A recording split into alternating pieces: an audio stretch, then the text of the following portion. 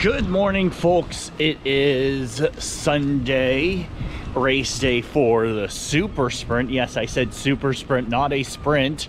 They have shortened the race, and as you can kind of see based on my gear here, it's a little bit of a rainy day. So they're supposed to have some thunderstorms that are forecast at around 8:30 in the morning. So what they're going to do is a super sprint format in a time trial format. So I'm going to figure out what exactly that means as I head over to transition.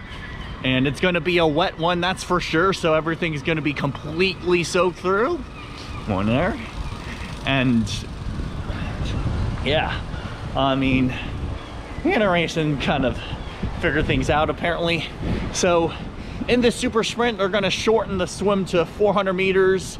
They're going to shorten the bike to a 10.9K, which is basically an out and a back loop on the drive right outside the transition, and then a 2.5K run.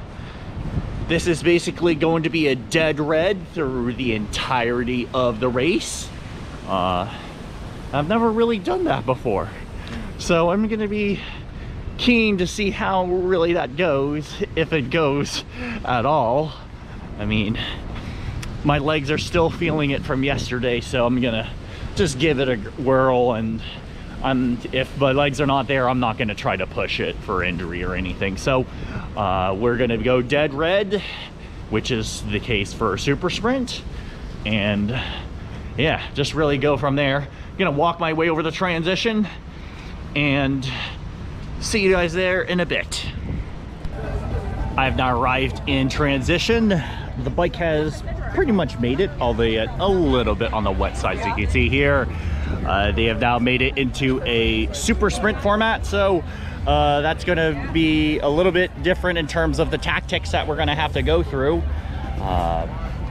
For the most part, I don't know why I keep unzipping this, but from there, it's a 380 meter swim, 10.7K bike, and then a 2.5K run. It's basically dead red, all gas, gas full on throttle here. I have one gel that I'm going to have, and I'm going to quickly set up transition, get out. My wave doesn't start until like 8:15 in the morning, so we're going to just kind of see how it rolls. And once I'm done packing up with transition, then I'll report back again. And I've now finished with transition here, just trying to keep it simple. I have not practiced the flying mount with shoes on, so that's going to not happen, but I am going to do a jump mount, which is what I did yesterday. So again, same game plan is I'm still going to have a gel on the back of me. That is a just in case one, although probably not going to need it today. And once we make our way out, I'm debating whether or not I really want to wear a wetsuit, because this is only about 400 meters of swimming, if not a little bit less. It's going to be in and out within like 5, maybe 5.5 minutes. If all is said is good, then it's going to be a very quick and very speedy transition. It's also going to be a little bit muddy as well, but we'll kind of see what the feel is as it comes to whether folks are going to be swimming with a wetsuit or not. I am kind of leaning away from swimming with a wetsuit here, to be honest, mainly because it's going to be so quick, and the water temperature is 66 degrees at the last time I checked the buoy, so it is a very warm swim, at least for a really quick all-out effort. It's going to be a long morning, well, the longest short morning, as I'll probably put it, at least for this super sprint distance. Again, they have shortened the swim to 380 meters, and then a 10.7K bike, and of course a 2.5K run. We're gonna be probably in and out 40 minutes, maybe, for a race. I have no idea. I've never done a super sprint ever. I mainly train for 70.3 distance racing, so this is going to be a new experience for me, and I'll see how my threshold holds up, if it does at all.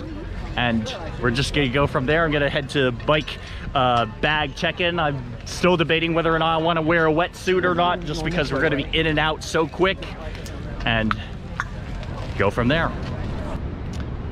I've now finished the sprint triathlon, and I'm filming a little bit later. Actually, it's in the evening time, where to give a little bit of a recap for how the race went, it was basically over before I felt like I got it started. But as I've mentioned earlier, it was a super sprint because of the weather, but believe it or not, the weather actually held up. It was kind of like this the entirety of the day. So they probably could have held the sprint, but I think they did the right thing, because they were, I mean, you have to make sure you have athlete safety, and there was a chance of thunderstorms a little bit later, and it did rain a little bit. So but fortunately the course was pretty dry, actually, which was really nice, so I didn't have to deal with that. And aside from there, then the swim was really quick. To get right into it, the swim was, I think, 5 minutes and 20 some seconds on the official clock, which, again, yeah, for 380 meters, I mean, this was the threshold for me. And then going into the bike, transition was kind of slow. Going into the bike, I was averaging right around 25 miles an hour for the majority of the bike, holding around 270 watts. Maybe a little bit more, holding around 275. I think my bike computer was saying somewhere in around of 270 something for the normalized power ish. It was over in like 16 minutes for me, so I was having a good day. And then the run, so the running strap that I had fell off twice, and so I had to go run back and grab it, and that was a pain in the butt. That cost me at least 20 seconds, which might have allowed me to place to go to Worlds. But you know, that's kind of how things go with triathlon, where things don't always go your way, and it's a matter of how you go and manage it, and kind of reset a little bit of expectations. But I didn't really have high expectations even going into the race, because I knew that it was there was a potential for a rain out, and I was kind of glad that they still held it. But I didn't perform up to the level that I wanted to, but I was really more out here to have fun, and it gave me a lot of thoughts in terms of where I'm still really good at, where there are also places where I have a lot of opportunity for room for growth and improvement. I was talking with several coaches here in the Milwaukee area, getting their thoughts in terms of getting the electrolytes nailed down, as well as